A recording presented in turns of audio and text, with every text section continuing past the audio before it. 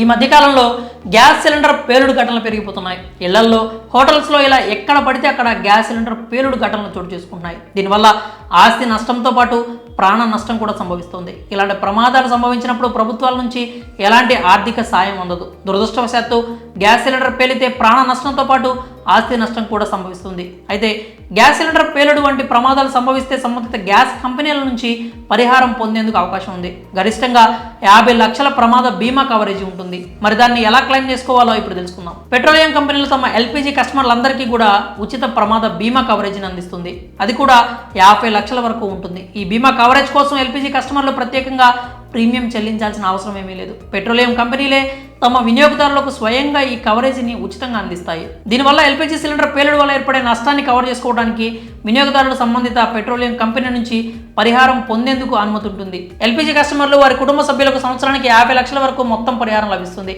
దీని కింద ఒక కుటుంబంలోని ఒక సభ్యుడు 10 లక్షల వరకు పరిహారం పొందొచ్చు. ప్రమాదవశాత్తు గ్యాస్ లీక్ అవ్వడం, పేలుడు మొదలైన వాటికి ఈ బీమా సౌకర్యం వర్తిస్తుంది. ఇందుకోసం పెట్రోలియం కంపెనీలు బీమా కంపెనీలతో ఒప్పందం కుదుర్చుకుంటాయి. అందుకే ప్రమాదం జరిగితే బీమా కంపెనీలు ఆర్థిక సాయం అందజేస్తాయి. ఎల్పీజీ సిలిండర్ వల్ల ప్రమాదం జరిగి ఆస్తి నష్టం సంభవిస్తే గరిష్టంగా 2 లక్షల వరకు క్లెయిమ్ చేసుకోవచ్చు. ఒకవేళ ప్రమాదంలో ఎవరైనా వ్యక్తి మరణించిన సందర్భంలో 6 లక్షల మొత్తాన్ని పొందుతారు. గాయమైతే ఒక వ్యక్తికి 2 లక్షల వరకు పరిహారం పొందొచ్చు. ఇప్పుడు ఈ బీమాను ఎలా క్లెయిమ్ చేయాలో చూద్దాం. ప్రమాదవశాత్తు గ్యాస్ పేలుడు వంటి ప్రమాదం సంభవిస్తే కస్టమర్ కవరేజీ పొందడానికి బీమా కంపెనీని సంప్రదించాల్సిన అవసరం లేదు.